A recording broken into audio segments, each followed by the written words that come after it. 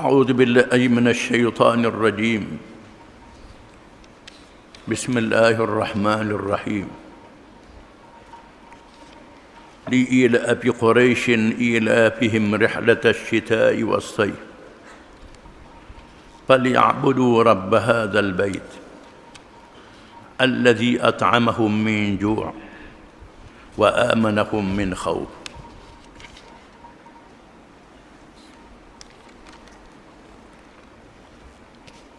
Dengan nama Allah yang Maha Pemurah lagi Maha Mengasihani.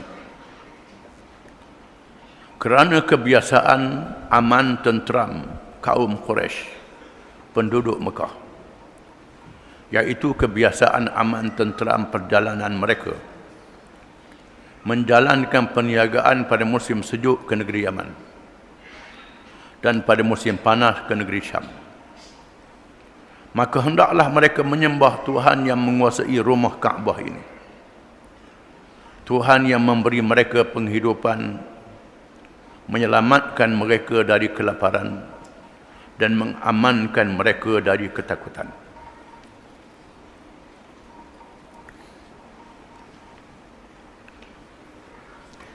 Surah ini dianggap sambungan bersuratul Fil, macam satu surah, tetapi dipisahkan dengan Bismillahirrahmanirrahim.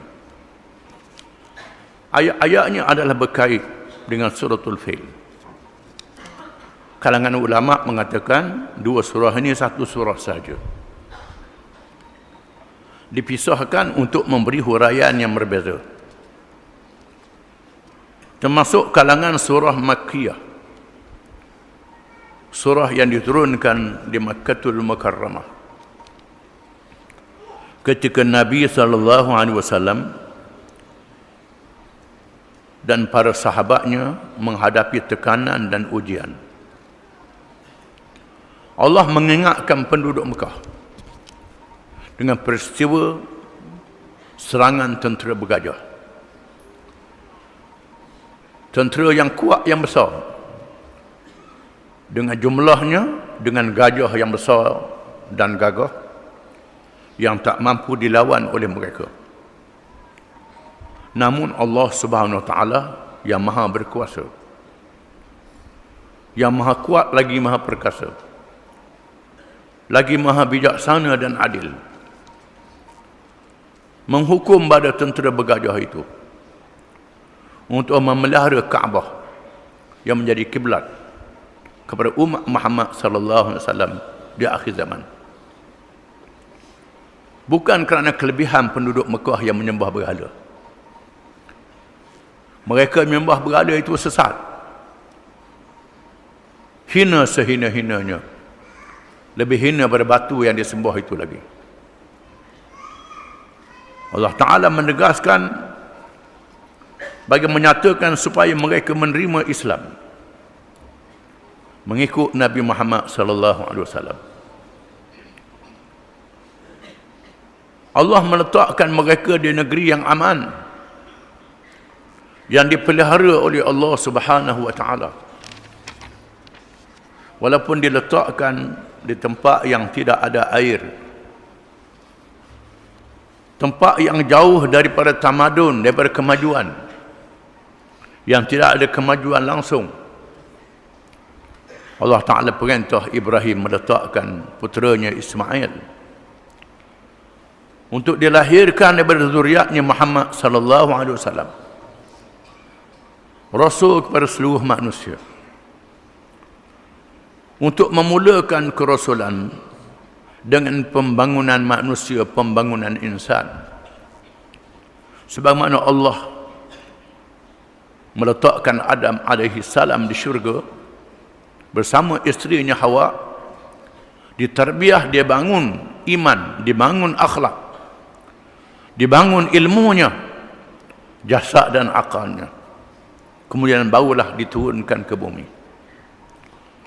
Adapun kelahiran Nabi akhir zaman Muhammad sallallahu alaihi wasallam ini dengan cara yang berbeza kerana keadaan yang berbeza. Adam memulakan keluarga yang kecil, kemudian zuriat yang banyak. Adapun Muhammad SAW diutuskan untuk seluruh manusia, seluruh dunia, sehingga hari kiamat. Rasul yang sangat besar tugasnya. Maka Allah letakkan di Makkatul Mukarramah menjadi batu asas. Didirikan Kaabah untuk menjadi kiblat. Kaabah dipelihara oleh Allah Subhanahu wa taala. Mekah dipelihara oleh Allah Taala. Inilah yang perlu dipahami oleh pemimpin-pemimpin Mekah. Li'ilafi Quraisy, menjadi adat kepada kabilah Quraisy yang dilahirkan di Mekah daripada Nabi Ismail bin Ibrahim alaihi wassalam. Hasil perkahwinan Ismail dengan wanita Jurhum, lahir zuriat yang melahirkan kabilah Arab Quraisy yang diletakkan di Makkatul Mukarramah untuk dilahirkan Nabi akhir zaman. Menjadi kalimat per Quraisy, ilafihim rihlat asy-syita'i was-sayf, kelaziman mereka melakukan perjalanan di musim sejuk dan panas. Oleh kerana Mekah tidak ada tanaman, tak boleh bercocok tanam.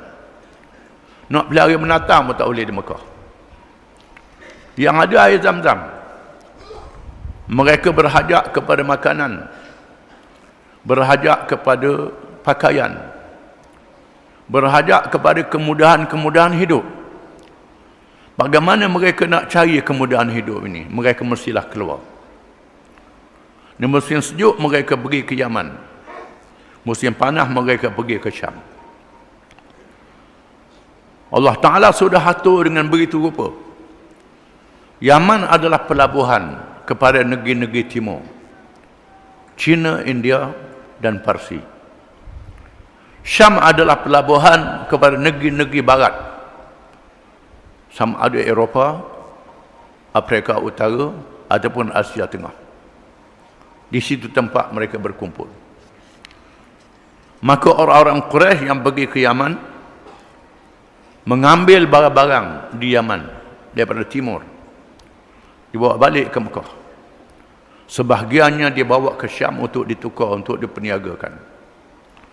Ambil barang-barang barat, bawa balik ke Mekah, ditinggal sebahagian pergi ke Yaman pula, menjadikan mereka masyarakat yang berniaga, bukan bercocok tanam. Nabi sebut dalam hadis 9/10 daripada rezeki adalah daripada perniagaan.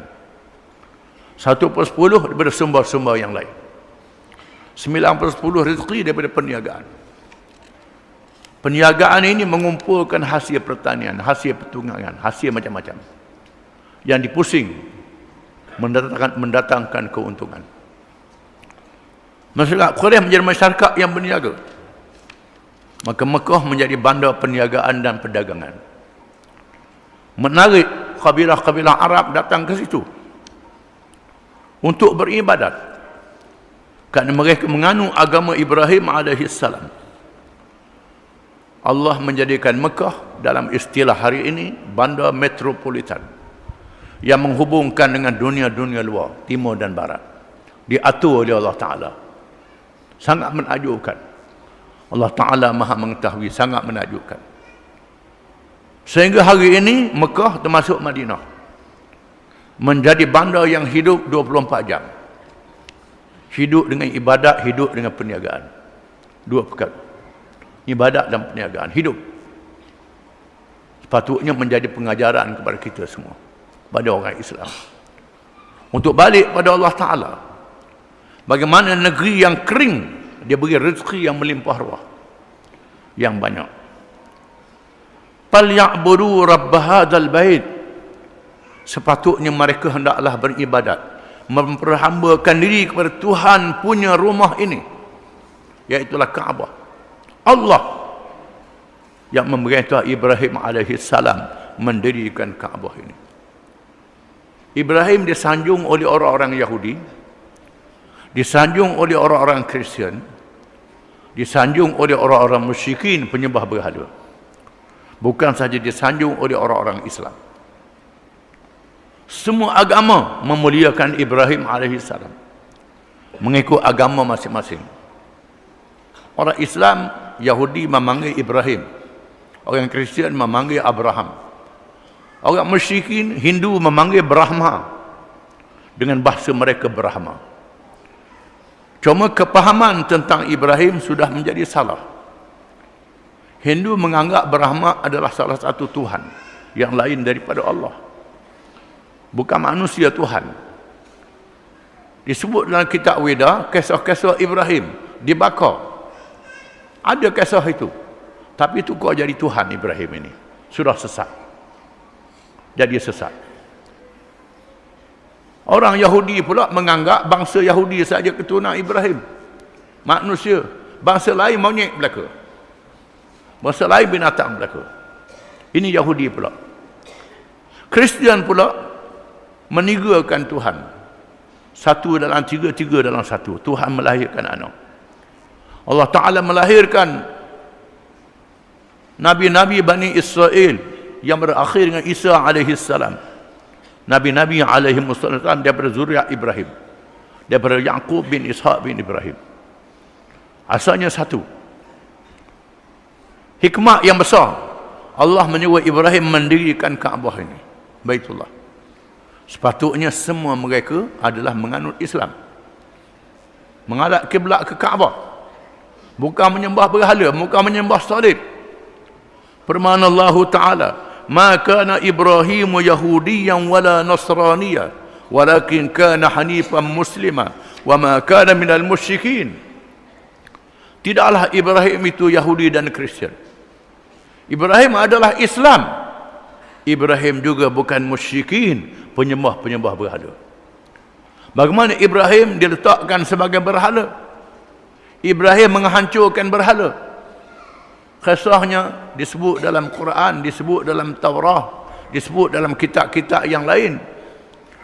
Ibrahim yang menentang Raja Namrud, raja yang mengaku dirinya jadi Tuhan, dalam masa yang sama mengadakan Tuhan-Tuhan yang lain, patung-patung yang disembah. Ibrahim menghadapi cabaran kerajaannya. Ayahnya juga menjadi pengukir patung.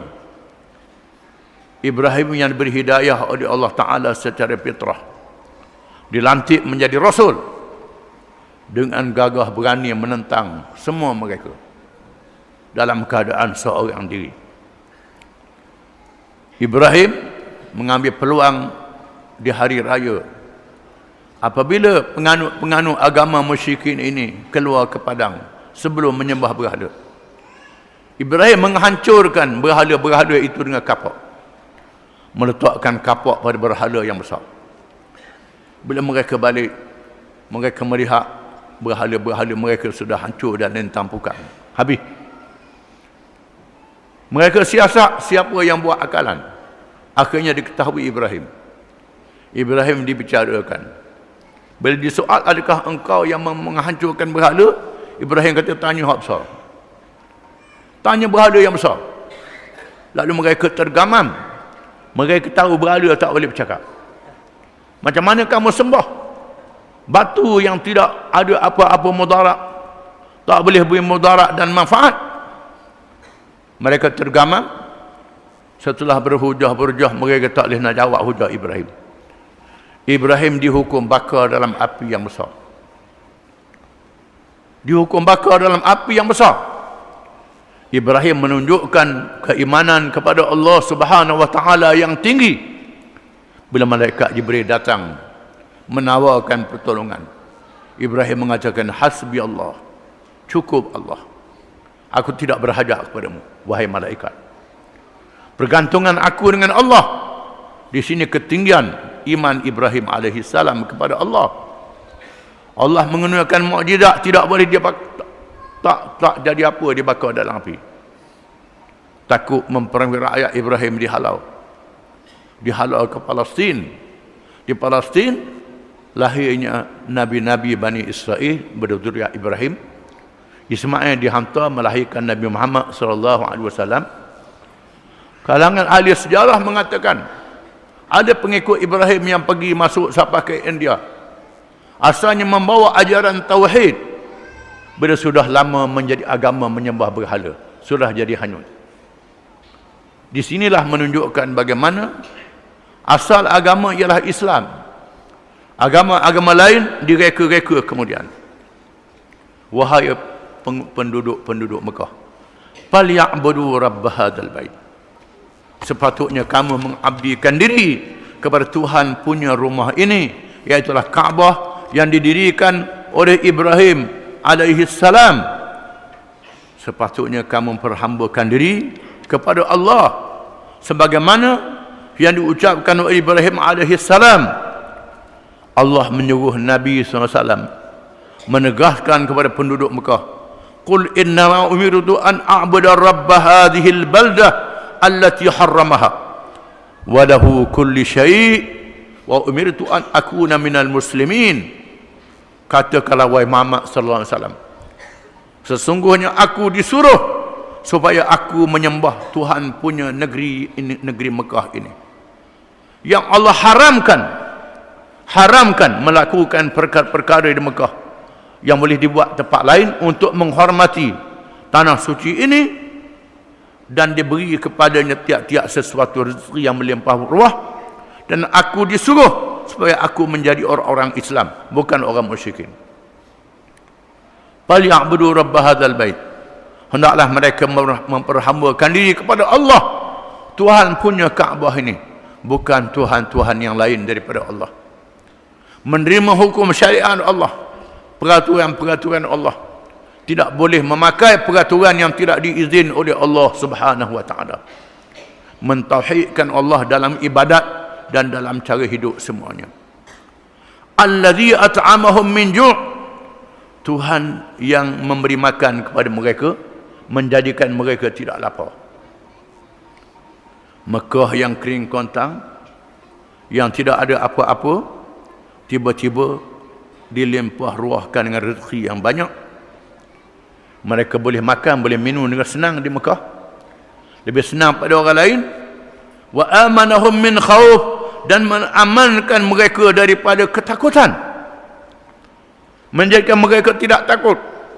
Allah Ta'ala membinasakan bala tentera bergajah yang besar, menjadikan Mekah digeruni oleh penduduk sebenarnya tanah Arab, dan digeruni oleh semua, menjadikan mereka dihormati. Bila mereka berjalan ke mana-mana, orang tak berani nak ganggu mereka, kerana mereka adalah penduduk Mekah yang dimuliakan oleh Allah. Sepatutnya mereka menerima kemuliaan yang diberi oleh Allah Subhanahu wa taala. Tapi malangnya mereka menentang Nabi Muhammad sallallahu alaihi wasallam. Firman Allah Ta'ala, daraballahu masalan qaryatan kanat aminatan mutmainnatan ya'tiha rizquha ragadan min kulli makan fakafarat bi an'amillah fa'adhaqaha Allah libasal ju'i wal khawf bima kanu yasna'un wa laqad ja'ahum rasulun minhum fakadzabuhu fa'akhadhahumul 'adab wa hum zalimun. Allah Ta'ala menyebut contoh kepada manusia sebuah negeri yang aman dan tenang, yang diberi rezeki yang melimpah ruah, yang datang dari segenap tempat. Tiba-tiba mereka kufur terhadap nikmat Allah, lalu Allah rasakan kepada mereka kelaparan dan ketakutan dengan sebab perbuatan mereka sendiri. Mereka pernah dilanda kemarau, Allah Ta'ala uji, berlaku kemarau. Nabi doa, mintalah lepaskan mereka daripada kemarau itu. Mereka dalam ketakutan, akhirnya mereka dikalahkan oleh bala tentera Islam. Sepatutnya mereka sedar, sesungguhnya telah datang kepada mereka itu Rasul dari kalangan mereka sendiri, Rasul Muhammad sallallahu alaihi wasallam, seorang yang benar, seorang yang amanah, yang tak pernah berbohong, yang cerdik, yang bijak, yang mereka tengok sendiri cerdik, bijak dan pandainya, benar dan amanahnya. Tiba-tiba mereka membohongi Rasul itu, maka Allah menimpakan mereka azab dunia dan azab akhirat, dengan sebab mereka adalah orang-orang yang zalim. Ada kalangan penduduk Mekah takut nak masuk Islam. Tuhan dedahkan dalam Quran, Wa qalu inna tabi'il huda ma'aka nutakhassah min ardina. Aw lam numakkil lahum haraman aminan yujba ila thamarat kulli syai' rizqan min ladunna. Pemimpin Mekah berkata, jika sekiranya kami ikut petunjuk Islam yang membawa ni wahai Muhammad, habislah kami, laporlah. Kalau ikut Islam ni laporlah, tak ada negara lah kalau ikut Islam ni. Kalau ikut Islam ni tak ada makanan lah. Kalau ikut Islam akan diserang oleh musuh. Kerana seluruh dunia kafir belaka. Tiba-tiba membawa satu ajaran yang sangat pelik pada orang. Sudah tentulah Mekah akan dikepung. Tuhan kata, awalam numakkil lahum haraman aminan yujba ila thamarat kulli syai' rizqan min ladunna. Adakah mereka tak sedar kami yang letak mereka di bumi Mekah ini? Allah yang meletakkan mereka di bumi Mekah ini. Di tengah-tengah padang pasir yang kering kontang, Allah letak mereka di sini. Sehingga tentera gajah nak serang dibinasakan oleh Allah. Mereka tak tahu cerita ini. Allah Ta'ala datangkan rezeki yang melimpah ruah yang datang di seluruh pelosok timur, barat, utara dan selatan. Tiba-tiba mereka takut nak masuk Islam, nak ikut Nabi Muhammad, tak percaya perjaminan Allah Subhanahu Wa Ta'ala. Ini cerita penduduk Mekah. Itu penduduk Mekah. Hak yang tak Mekah ni bagaimana? Yang tak Mekah ni begitu juga, takut nak ikut Islam. Takut pada kuasa besar timur dan barat. Takut pada negeri-negeri yang tak ikut Islam. Susahlah ekonomi kita, susah macam-macam. Nak ikut Islam takut.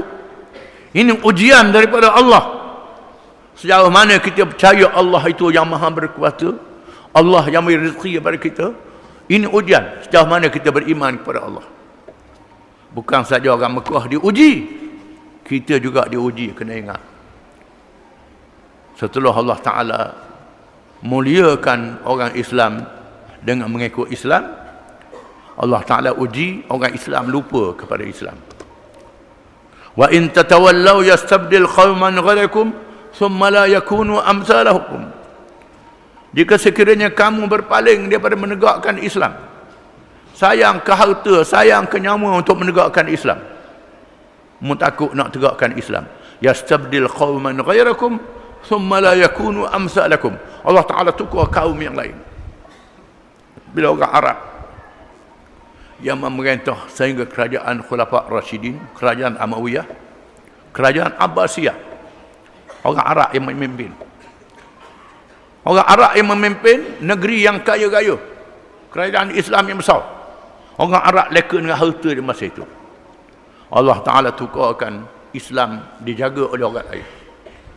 Allah Ta'ala melahirkan Abu Hanifah dari Iran, melahirkan Bukhari dan Muslim dari Asia Tengah, melahirkan Al-Qurtubi dari Spanyol, melahirkan ulama-ulama Islam yang datang dari seluruh pelosok dunia, bukan daripada orang Arab, bukan orang Arab yang memelihara ilmu Islam. Pernah Tuan Imam Masjid Mekah 100 tahun dulu, Ahmad Khatib, orang Melayu, jadi Tuan Imam Masjid Mekah, orang Melayu dari Sumatera. Ahmad Khatib Tuan Imam Masjid Mekah. Pasal apa? Orang Arab dah ngaji. Orang Arab ngaji. Orang Melayu, orang Turki, orang macam-macam menjadi ulama-ulama. Kerana orang Arab lupa Al-Quranul Karim, lupa ajaran Allah Ta'ala. Tuhan tukar kaum lain. Bila Baitul Maqdis jatuh ke tangan tentera salib, Allah Ta'ala lahirkan Salahuddin Al-Ayyubi dari bangsa Kurdis yang memimpin dunia Islam, membebaskan Baitul Maqdis. Bila orang Islam dalam keadaan yang tenang, Allah Ta'ala munculkan Osman bin Ghazi bin Urtughul, menubuhkan kerajaan Osmaniyah di Turki, menegakkan kerajaan Osmaniyah dan melaksanakan apa yang Nabi sebut, Futihat latub tahallal al-Qastantiniyah fala ni'mal amiruhu al-amir wala ni'mal jais dzalikal jais. Kota Konstantinopel yang jadi pusat Rom Bizantin akan ditawan oleh Islam. Nabi sebut sebaik-baik raja-raja yang berjaya menawan, sebaik-baik bala tentera yang menawan. Maka orang Arab di zaman Muawiyah bin Abi Sufyan berusaha nak tawan Konstantinopel, tak berjaya. Zaman Abbasiyah tak berjaya. Akhirnya zaman Osmaniyah, Sultan Muhammad Al-Fatih yang dipilih oleh Allah Ta'ala memimpin pada tentera Islam menguasai Konstantinopel, ditukar pada Istanbul. Ini bandar yang dijanjikan oleh Nabi SAW. Bukan orang Arab, orang bukan Arab. Akhirnya orang Turki pun lupa ke Islam juga. Akhirnya jatuh kerajaan Osmaniyah.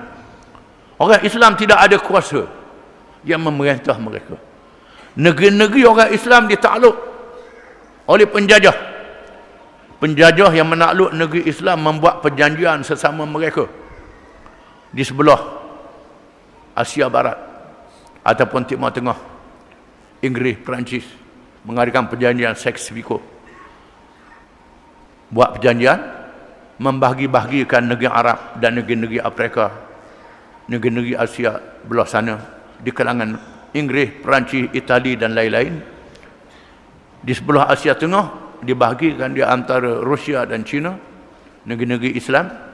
Dan negeri kita dibahagi-bahagikan antara Inggeris, Belanda dan Perancis. Dibahagi-bahagikan. Negeri Cham boleh ke Perancis, negeri selatan belah utara Semenanjung Tanah Melayu boleh ke Buddha Siam, kemudian Indonesia boleh ke Belanda, Malaysia boleh ke British.